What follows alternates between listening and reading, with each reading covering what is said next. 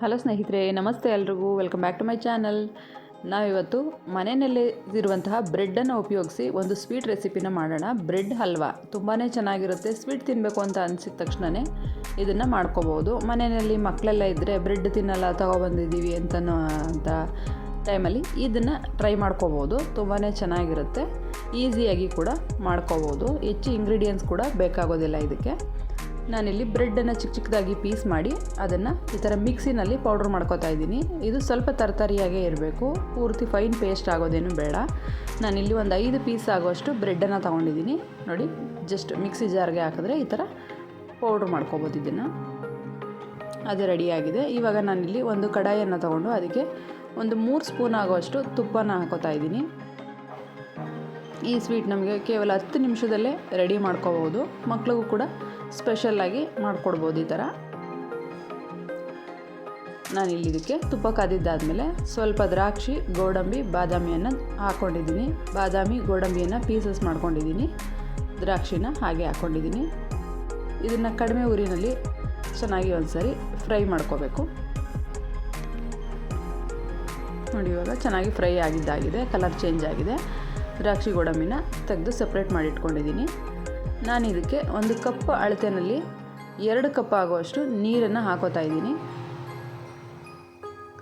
ಅಥವಾ ಟೀ ಲೋಟದ ಅಳತೆಯಲ್ಲಿ ಕೂಡ ಹಾಕೋಬೋದು. 2 ಲೋಟ ಆಗುವಷ್ಟು ನೀರು, 5 ಸ್ಲೈಸ್ ಬ್ರೆಡ್ಗೆ 2 ಲೋಟ ಆಗುವಷ್ಟು ನೀರು ಮತ್ತು 1 ಲೋಟ ಆಗುವಷ್ಟು ಸಕ್ಕರೆಯನ್ನು ತೊಗೊಂಡಿದ್ದೀನಿ. ನಾನು ಕಪ್ ಅಳತೆಯಲ್ಲಿ ತೊಗೊಂಡಿದ್ದೀನಿ. 2 ಕಪ್ ನೀರು, 1 ಕಪ್ ಸಕ್ಕರೆಯನ್ನು ಹಾಕ್ಕೊಂಡಿದ್ದೀನಿ. ಇದು ಪಾಕ ಎಲ್ಲ ಬರೋ ಅವಶ್ಯಕತೆ ಇಲ್ಲ. ಜಸ್ಟ್ ಇದು ಸಕ್ಕರೆ ಚೆನ್ನಾಗಿ ಕರಗಿ ಅದು ಒಂದು ಕುದಿ ಬರಬೇಕು ಅಷ್ಟೇ. ಇದಕ್ಕೆ ನಾನು ಸ್ವಲ್ಪ ಏಲಕ್ಕಿ ಪುಡಿನ ಆ್ಯಡ್ ಮಾಡ್ತಾಯಿದ್ದೀನಿ.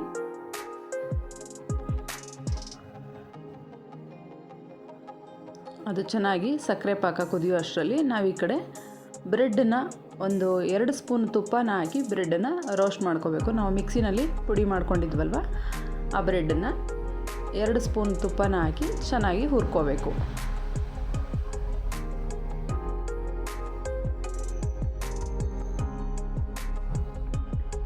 ನೋಡಿ, ಈ ಥರ ಬ್ರೆಡ್ದು ಹಸಿ ವಾಸನೆ ಇರುತ್ತಲ್ವ, ಬ್ರೆಡ್ಡು ಸ್ಮೆಲ್ಲು ಅದೆಲ್ಲ ಹೋಗೋ ಥರ ಚೆನ್ನಾಗಿ ಹುರ್ಕೋಬೇಕು.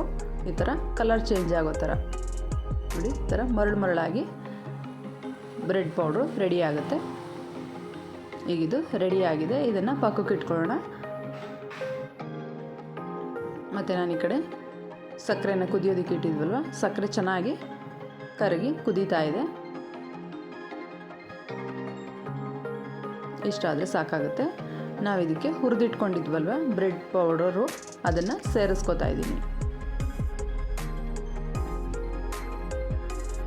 ನಾನು ಹೇಳಿರುವಂಥ ಅಳತೆನಲ್ಲಿ ಮಾಡಿದ್ರೆ ಕರೆಕ್ಟಾಗಿ ಬರುತ್ತೆ ಮೆಜರ್ಮೆಂಟು. ಹೆಚ್ಚು ಕಡಿಮೆ ನೀರು ಥರ ಮತ್ತು ತುಂಬ ಗಟ್ಟಿ ಆ ಥರ ಏನೂ ಆಗೋದಿಲ್ಲ. ಕರೆಕ್ಟ್ ಮೆಜರ್ಮೆಂಟ್ನಲ್ಲಿ ಬರುತ್ತೆ.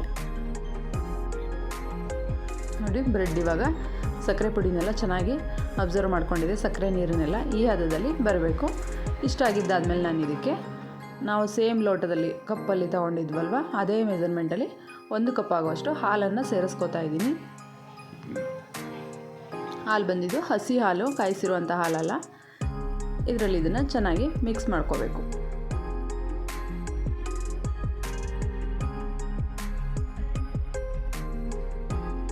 ನೋಡಿ, ಹಾಲನ್ನು ಕೂಡ ಚೆನ್ನಾಗಿ ಅಬ್ಸರ್ವ್ ಮಾಡ್ಕೊಂಡಿದೆ. ಈಗ ಹಲ್ವಾ ಕರೆಕ್ಟಾದ ಅಳತೆಯಲ್ಲಿ ಬಂದಿದೆ. ಬ್ರೆಡ್ ಹಲ್ವಾ